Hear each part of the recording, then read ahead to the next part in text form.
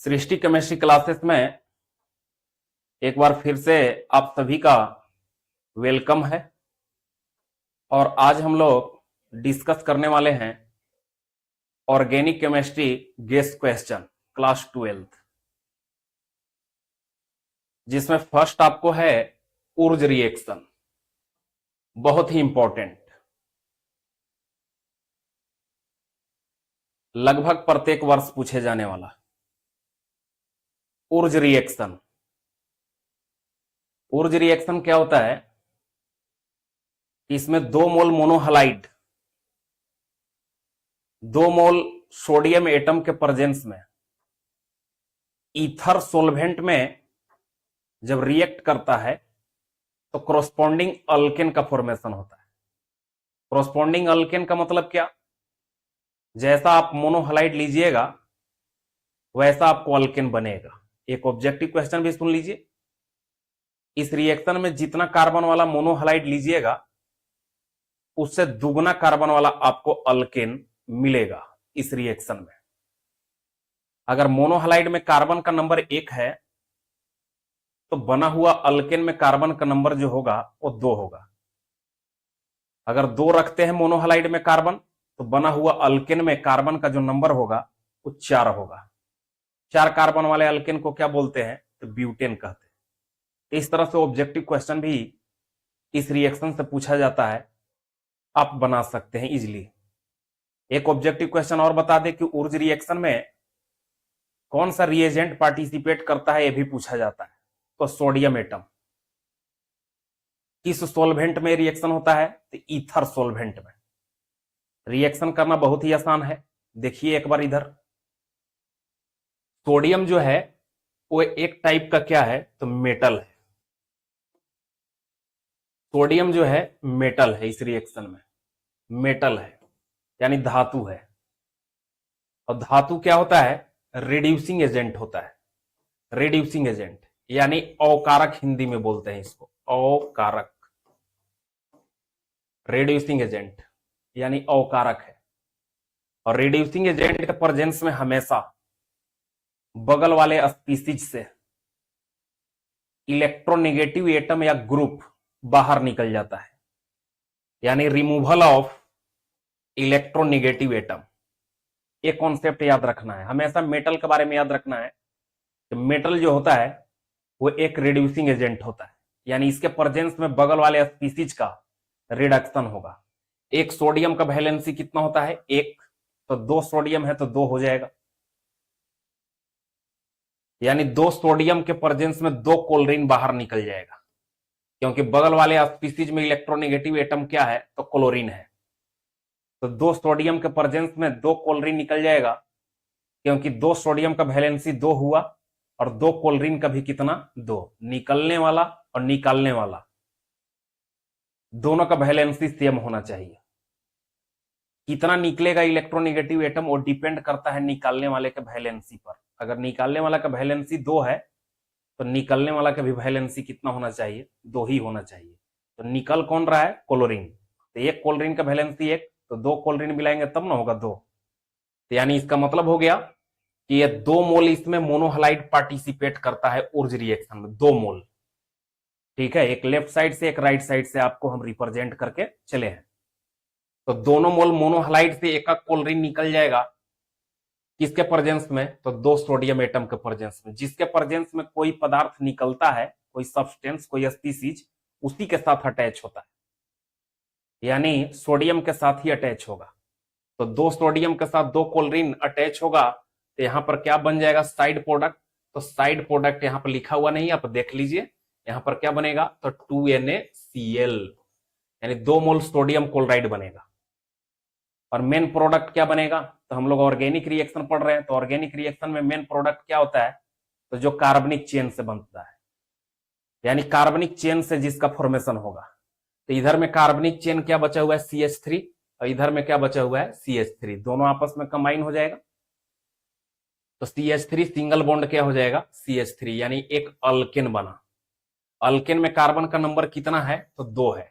और जो मोनोहलाइड लिए हैं उसमें कार्बन का नंबर कितना है? तो 1 है।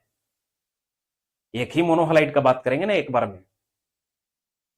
आपको थोड़ी बोला जाएगा कि 2 मोनोहलाइड इसमें पार्टिसिपेट करता है, तो आपको समझ के चलना है कि ऊर्ज रिएक्शन में 2 मोल मोनोहलाइड पार्टिसिपेट करता है, 2 मोल सोडियम एटम के प्रेजेंस में, 2 एटम सोडियम के प्रेजेंस में 2 हाइड्रोजन एटम बाहर निकल जाएगा, बन जाएगा यहां पर 2 मोल सोडियम हलाइड, अगर क्लोरीन है तो क्लोराइड, ब्रोमीन रहेगा तो ब्रोमाइड, और रिमेनिंग जो पार्ट बच गया वो आपस में क्या हो जाएगा, मोनोहलाइड का ऐड हो जाएगा, यानी जुड़ जाएगा, तो अल्केन में चेंज हो जाएगा। तो इसको बोलते हैं आपको ऊर्ज रिएक्शन। ऊर्ज रिएक्शन में याद रखेंगे कुछ ऑब्जेक्टिव क्वेश्चन अभी आपको हम डील किए अभी। ऊर्ज रिएक्शन में कौन सा रिएजेंट पार्टिसिपेट करता है, तो सोडियम एटम, कितना मोल, तो 2 मोल। कितना मोल मोनोहलाइड पार्टिसिपेट करता है, तो 2 मोल। इस रिएक्शन में कौन सा कंपाउंड बनता है, तो अल्केन बनता है। अल्केन, अल्कीन, अल्काइन भी ऑप्शन बना सकता है ऐसे, तो अल्केन बनता है। कितना कार्बन वाला अल्केन बनता है, तो जितना कार्बन मोनोहलाइड में है उससे दुगना कार्बन वाला बनेगा। तो यहां पर मेन प्रोडक्ट क्या है, तो अल्केन है, और साइड प्रोडक्ट क्या है, तो सोडियम क्लोराइड है, यानी सोडियम हाइलाइड जनरल रूप से बोलेंगे तो, क्योंकि हाइड्रोजन एटम तो कोई भी रह सकता है। तो ऊर्ज रिएक्शन में हमेशा याद रखिएगा कि अल्केन का फॉर्मेशन होता है, तो इसको बोलते हैं ऊर्ज रिएक्शन। रिएक्शन करना बहुत ही आसान है, जैसा कि बताया आपको हम। नेक्स्ट में कौन सा है, तो Friedel craft reaction. Friedel craft reaction में क्या होता है, यहां पर देख लिए हैं कि यहां पर क्या साइड प्रोडक्ट निकल रहा है ऊर्ज रिएक्शन में, सोडियम हलाइड बाहर निकल रहा है, हम इरेज करने वाले हैं, ठीक है।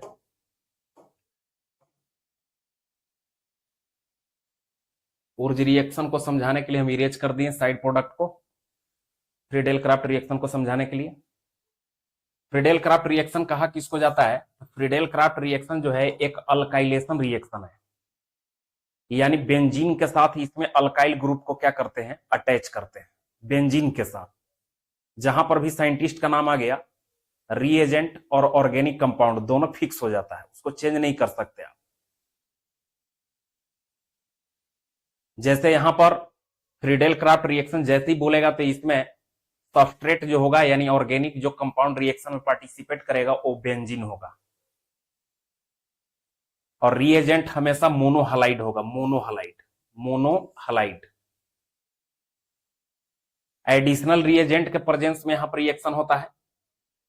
मोनोहलाइड में जैसा हाइड्रोजन एटम रहेगा वैसा ही आपको एल्युमिनियम का ट्राई हलाइड ले लेना है एडिशनल रिएजेंट के रूप में। और आपको बताए हैं एक वीडियो में, एक लेक्चर में, आप देख सकते हैं उस लेक्चर को, कि एरोमेटिक कंपाउंड जो है एडिशनल रिएजेंट के प्रेजेंस में हमेशा इलेक्ट्रोफिलिक सब्स्टिट्यूशन रिएक्शन को रिप्रेजेंट करता है। और इलेक्ट्रोफिलिक सब्स्टिट्यूशन रिएक्शन में एरोमेटिक कंपाउंड का यानी बेंजीन का कौन सा बॉन्ड डिसोसिएट होता है रिएजेंट के प्रेजेंस में, तो हमेशा कार्बन और हाइड्रोजन वाला। अगर एक स्टेप में आपको रिएक्शन करना है तो हमेशा बेंजीन का कौन सा बॉन्ड डिसोसिएट, बेंजीन के साथ 6 हाइड्रोजन होता है, अपने मन से एक हाइड्रोजन दिखा देंगे क्योंकि एक ही हाइड्रोजन जो है पार्टिसिपेट करता है, तो ये वाला बॉन्ड डिसोसिएट होगा हाइड्रोजन वाला।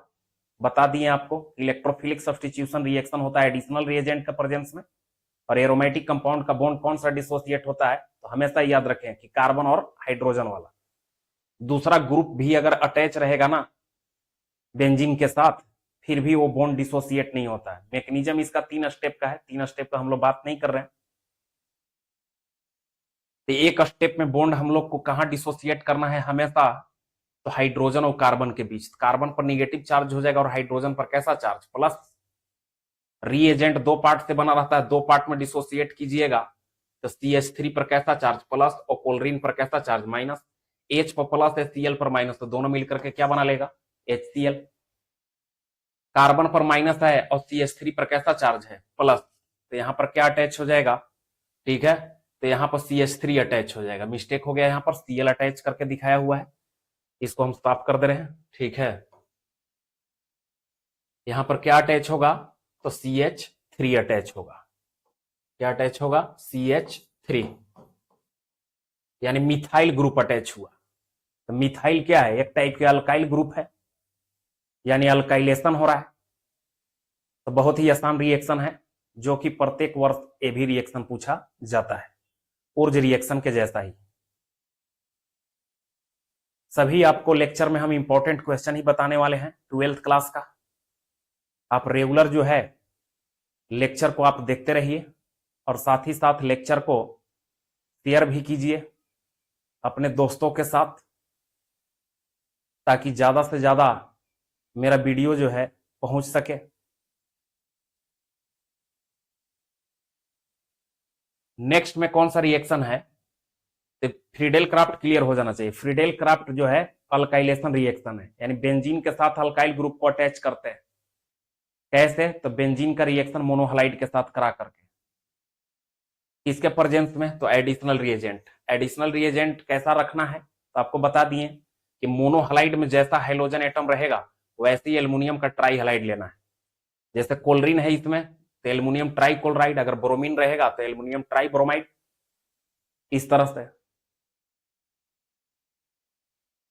बेंजीन के साथ हमेशा अल्काइल ग्रुप, जैसा मोनोहलाइड में अल्काइल ग्रुप रहेगा वैसा अल्काइल ग्रुप अटैच हो जाएगा। नेक्स्ट में कौन सा रिएक्शन है, तो Wurtz feeding reaction. Wurtz feeding reaction किसको कहा जाता है, तो इसमें ऊर्ज फीडिंग रिएक्शन में 1 मोल एरोमेटिक हलाइड, यानी बेंजीन से जुड़ा हुआ हाइड्रोजन एटम वाला कंपाउंड, 1 मोल एरोमेटिक हलाइड, जैसा कि यहां पर लिखा हुआ है 1 मोल एरोमेटिक हलाइड, और 1 मोल इसमें मोनोहलाइड। ऊर्ज रिएक्शन में और ऊर्ज फीडिंग रिएक्शन में थोड़ा सा डिफरेंस है। उसमें दोनों मोल मोनोहलाइड पार्टिसिपेट करता है, लेकिन इसमें दोनों मोल मोनोहलाइड पार्टिसिपेट नहीं करता है। 1 मोल एरोमेटिक हलाइड तो 1 मोल क्या रहेगा, मोनोहलाइड। हाँ, रिएजेंट जो वहां पर है वही यहां पर है, जो सोल्वेंट वहां पर है वही सोल्वेंट यहां पर भी है। रिएक्शन सेम ही होता है।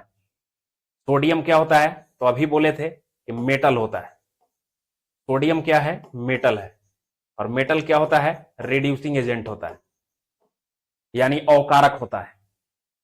और इसके प्रेजेंस में हमेशा रिड्यूसिंग एजेंट के प्रेजेंस में क्या होता है, तो रिडक्शन होता है बगल वाले स्पीसीज का। तो रिडक्शन करवाएंगे। सोडियम के प्रेजेंस में 2 सोडियम का वैलेंसी 2 होगा, और 1 हाइड्रोजन एटम का वैलेंसी कितना होता है, 1 होता है। तो 2 हाइड्रोजन एटम मिलाएंगे तब होगा 2। तो यहाँ पर 2 हाइड्रोजन एटम है, एक एरोमेटिक हलाइड वाला और एक मोनोहलाइड वाला, यानी 2 सोडियम के प्रेजेंस में 2 हाइड्रोजन एटम बाहर निकल जाएगा। तो सोडियम हलाइड बन जाएगा यहाँ पर 2NX। एक्स का जगह जैसा हाइड्रोजन एटम रहेगा वैसा आपको यहाँ पर सोडियम हलाइड बनेगा। क्लोरीन रहेगा तो क्लोराइड, ब्रोमीन रहेगा तो ब्रोमाइड।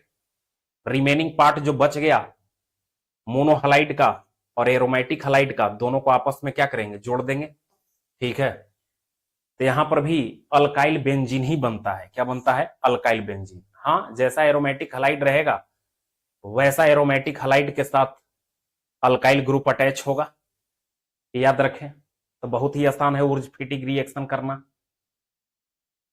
बिल्कुल ऊर्ज रिएक्शन के जैसा है। तो इसको बोलते हैं ऊर्ज फीडिंग रिएक्शन। लगातार जो है बैक टू बैक जो है आपको ऑर्गेनिक केमिस्ट्री का गेस्ट क्वेश्चन आपको प्रोवाइड कर रहे हैं। आप देखते रहे वीडियो को, ज्यादा से ज्यादा शेयर करें, लाइक करें। ठीक है, इसके बाद जो है ऑर्गेनिक के बाद आपको फिजिकल इनऑर्गेनिक का भी आपको गेस्ट क्वेश्चन देने वाले हैं, जो इंपॉर्टेंट है आप लोग के लिए। ऑर्गेनिक बच्चा के लिए कम्प्लेक्स होता है, तो ऑर्गेनिक पहले आपको डील कर दे रहे हैं, उसके बाद इनऑर्गेनिक फिजिकल का भी चलेंगे लेकर के क्वेश्चन को, गेस्ट क्वेश्चन को। इस लेक्चर में इतना ही, मिलते हैं नेक्स्ट लेक्चर में।